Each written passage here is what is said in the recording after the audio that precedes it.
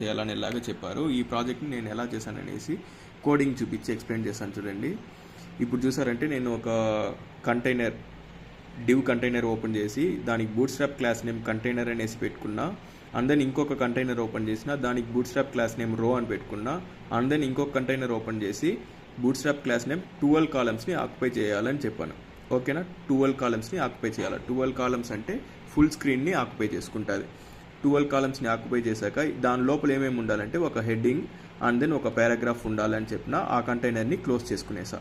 Next వాళ్ళు ఏం అడిగినారంటే ఇలా ఉన్నింది, ఒక ఇమేజ్ ఉండాలా, హెడ్డింగ్ ఉండాలా, పారాగ్రాఫ్ ఉండాలా. ఇది ఎలా వచ్చిందంటే అదేలాగా ఒక 12 కాలమ్స్ని ఆక్యుపై చేసేలాగా ఒక కంటైనర్ డివ్ కంటైనర్ ఓపెన్ చేసి 12 కాలమ్స్ ఆక్యుపై చేసుకోవాలనేసి బూట్స్ట్రాప్ క్లాస్ నేమ్ ఇచ్చాను.